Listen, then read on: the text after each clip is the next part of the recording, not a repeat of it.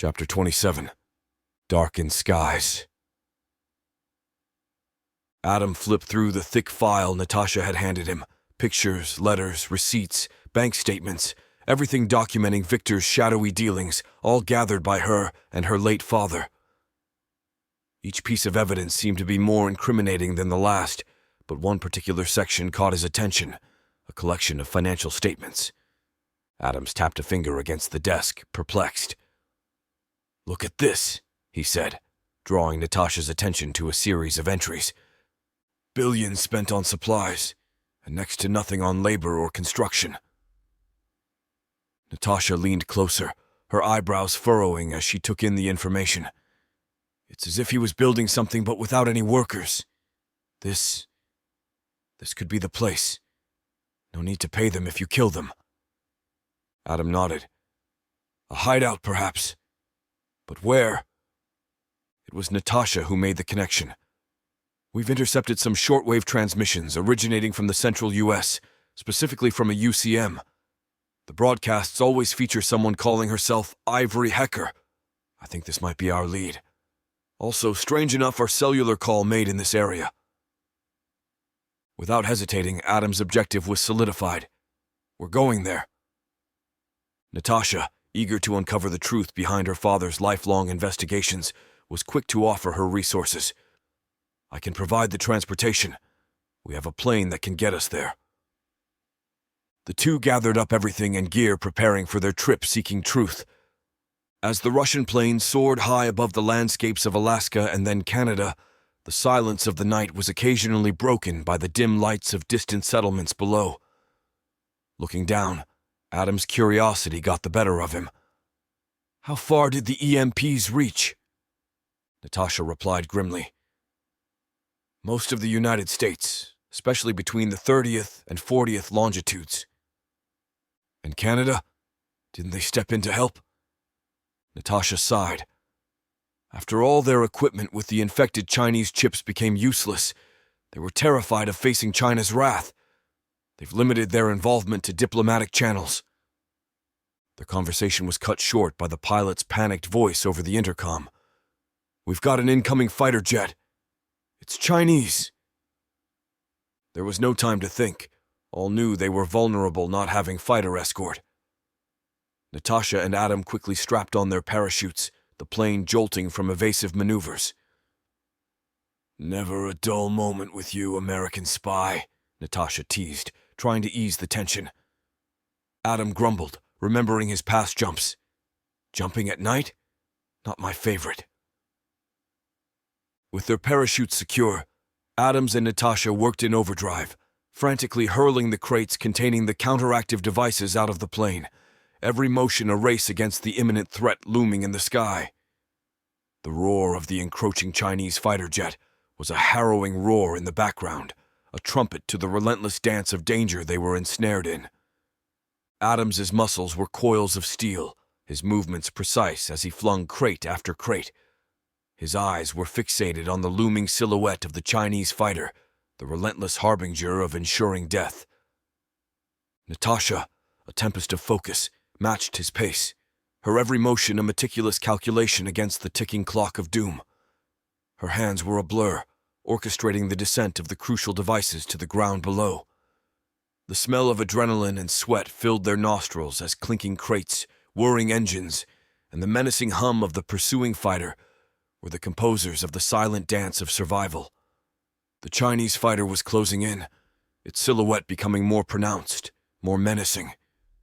The whir of its engines was a relentless whisper to their ears. Sweat dripped down Adam's forehead, his grip tightening around a crate, his every motion a dance with hope.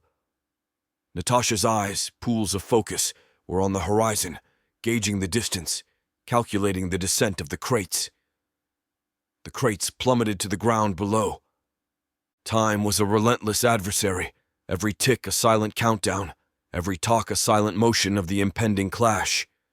The Chinese fighter relenting pursuit was a whisper away, and the music of their dance was about to end. The roar of the jet engines grew louder, and before they could react, their plane was engulfed in flames. The force of the explosion propelled them out, and they plummeted through the dark sky, following the few crates they were able to save. Heart-pounding, Adam pulled the ripcord, his parachute deploying just in time. Beside him, Natasha's parachute blossomed into the night, both of them drifting downwards.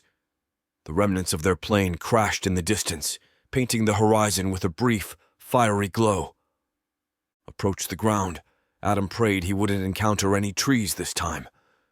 The darkness made it hard to gauge their landing. He could feel a wave of panic rushing over him as he descended into the daunting veil of shifting blackness below.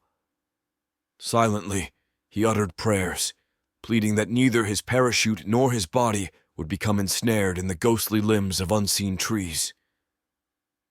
Even though darkness cloaked the expressions on their faces, Adams maintained a facade of unwavering confidence as he descended parallel to Natasha.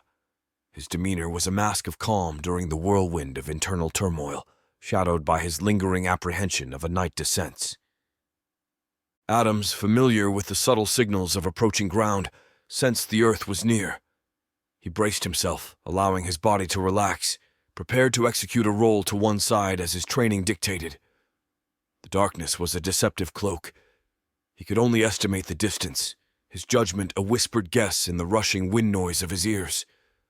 An unheard sigh of relief danced in his lungs as he successfully touched down, evading trees and structures, the earth embracing him in its quiet solace. Quickly they shed their parachutes, their hands working in fluent motions, a silent dance of familiarity. In the distance, the embers of their fallen plane painted the sky, a fading glow whispering tales of their desperate escape. The glow was a silent beacon in the night. Once free, they scanned their surroundings, their eyes seeking signs of life within the enveloping darkness. The darkness was silent, with only subtle whispers of the unseen creators of the night. They saw nothing that resembled the silhouettes of trees or buildings pierce the enveloping blackness. "Where are we?" Natasha's voice broke the silence, her tone threaded with a tinge of puzzlement. She peered into a device in her hand, the screen illuminating the immediate void around them, showing the direction of the crates but no sign of any structural. Adam scrutinized the obscure surroundings, a flicker of realization igniting within his eyes as he pieced together the last known coordinates before their aerial descent. "Iowa," he pronounced, his voice a whisper in the silence. A reminiscent understanding dawned in his gaze as he perceived their location, not amidst the structured familiarity of a populated land, but rather in the midst of a vast grain field, reminiscent of those he played in during his childhood. The sea of whispering grains seemed to stretch endlessly in the dim light of dawn. "We need to secure what crates while can," Natasha stated, her words edged with concern. Adams nodded in swift agreement as they commenced their journey through vast open farmland. It seemed like an endless venture beneath the gradually brightening sky as the sun started to paint the horizon with the hues of a new dawn. Hours ticked away until they stumbled upon an abandoned farmhouse, a relic of days gone by. The discovery of water in a cistern served as a momentary relief in their exhaustive trek. Natasha, with practiced hands, pulled 2 purification tablets from her backpack and handed one to Adams, who accepted it with a grimace. "Thankful for these, but God, they taste horrible," he commented, his face twisted slightly in distaste. Natasha nodded in shared discomfort, the chalky residue leaving an unwelcome flavor in her mouth. They allowed themselves a brief respite, muscles relaxing slightly before the incessant beep of their tracker urged them to resume their journey, following the persistent dot on the screen towards the creates. Surrounded by the vast emptiness, with only the chirps of distant birds and the wind for company, Natasha glanced at her watch. "It's almost 9 a.m., she announced, halting her steps to rummage through her bag. Baffled by the relevance of time in their present predicament, Adams inquired, "What's so important about 9 a.m.? Extracting a radio from her pack, Natasha responded, "Ivory broadcasts at 9 and 3. Good, da." She powered on the radio, setting it to scan, and attached it to her pack. The crackling static emanating from the radio brought a sense of anticipation to Adams. The prospect of hearing an American voice on the airwaves, something familiar and reassuring, rather than the grim reports and war transmissions, was a comfort, a whisper of hope among the silence of the vast fields. The airwaves were filled with crackling static, until suddenly, a familiar and uplifting voice broke through. "Ladies and gentlemen, this is Ivory Hecker, coming to you from our new studio at UCM headquarters." Adams and Natasha listened intently, the comforting voice a beacon in the seemingly never-ending sea of grain around them. As they walked, the broadcast provided a lifeline to understanding, a window into the fragmented and devastated world they found themselves navigating. Ivory continued, "We have hope, we have strength, and we are rebuilding. We have new allies, and some unexpected heroes emerging in these dark times. Our resistance is stronger than ever. The spirit of freedom is alive, and we're fighting to reclaim our land and our lives." The broadcast was interspersed with updates on various fronts, reports of successful skirmishes, messages of solidarity, and invaluable pieces of information about the state of the world and the ongoing struggle. "Before I sign off, folks, I have a special message and a plea. We've received word from our brothers and sisters in the South. Riker and the Vanguard are rallying troops in Texas. They're holding the line, defending our homes and our freedom against the Chinese invasion. If you can fight, if you can provide support, they need you. Texas stands as a beacon of resistance, and we need to ensure it remains that way." Ivory paused for a moment, her tone more solemn. "And for those in the West, we've heard distressing reports about entire zones blacked out, areas where communications have gone silent. If anyone has information about the situation on the West Coast or any other blacked-out areas, please, we urge you to get that information to us. Families are waiting. People are praying. We need to know what's happening." She took a deep breath, her voice softening. "We stand united, folks. No matter where you are, no matter how hard things seem, remember that together we are strong. The spirit of America thrives in the face of adversity. Keep fighting. Keep believing. God bless you all, and stay safe out there." The broadcast faded into a patriotic song, its melody a bittersweet reminder of what they were fighting for. Adams and Natasha exchanged a look.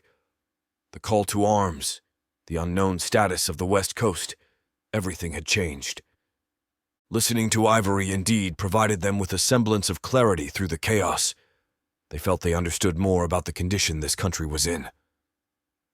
Several hours later, after relentless walking, Natasha's arm stretched out, pointing to a distant object in a field. It was one of the crates, not much bigger than a laundry basket, its parachute fluttering in the wind like a beacon. With haste, they retrieved it and discovered two more nearby. The location of the fourth was still a mystery. Opening one of the containers, Natasha extracted a box from within. "We should take these, just in case. Bury the rest?" she suggested, her eyes fixed on Adams for approval. Adams nodded in agreement. They executed their plan swiftly, ensuring the remnants were well concealed beneath the earth. Then, with resolute steps, they embarked southward toward UCM headquarters.